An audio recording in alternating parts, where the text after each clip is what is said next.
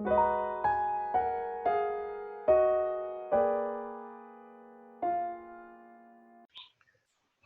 everyone, and welcome to yet another exciting episode of Universal You. Today, I've come particularly prepared with meditation-scented incense. All right. In the previous video, I shared with you the interventions of the Nikal and higher consciousness in preserving the consciousness of this planet after the synthetic macabre experiment by the Martians resulted in people being vulnerable to having their memories wiped after the pole shift. And I mentioned that the Earth went into the void and experienced 3.5 days of darkness. All right, I'm going to be continuing from there. Let's get right into it, shall we? All right, the Earth reappeared after the 3.5 days of darkness, and experientially, everything was very, very different. You had these six-dimensional light beings, the Nikal, who still had their macabres activated and were able to maintain their memories. Yeah, you had these very higher dimensional light beings who were now experiencing a third dimensional realm, a physical realm, which must have been a very difficult adjustment. Anyway, after they landed on the Great Pyramid of Giza with the light field ship we've been talking so much about a third of the 1,600 Nikal descended into an underground temple.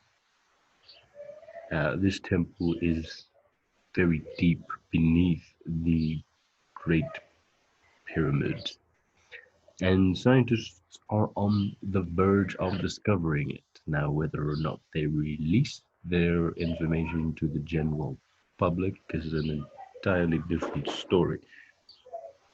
All right, this temple beneath the Great Pyramid of Giza was designed to hold about 10,000 people. And this is mainly because they were anticipating that new beings would ascend over the next 13,000 years.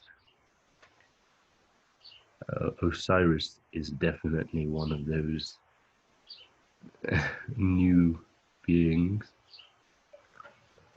among others.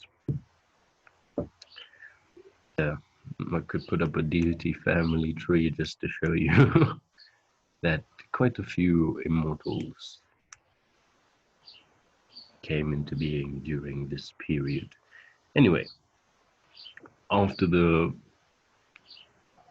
toroidal fields stabilized, Ra established the root of civilization in Kem, ancient Egypt, and another part of that route was being established in Sumer. Now, simultaneously, the other ascended masters flew to Lake Titicaca, and that's where Thoth got off, and then they went to the Himalayan mountains, and that's where Argat got off. And they flew to many other sacred sites too. Now, I've compiled quite a bit of information, and I've elected to kind of spread it over the next few videos just to make it a bit easier to digest. All right. I would like to go into detail on these sacred sites. I've been building up to talking about this for quite some time, and I would like it to be a video on its own.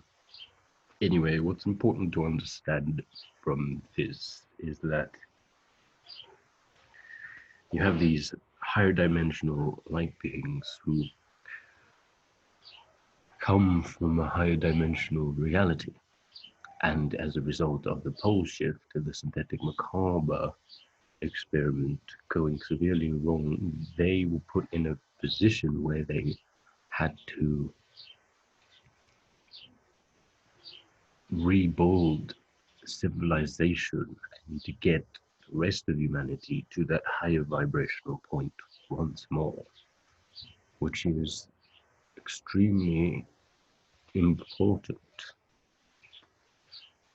The good news is that they have succeeded, and what I'm telling you is merely the sequence of events that led to that success. All right. Thank you for watching. As always, love yourselves.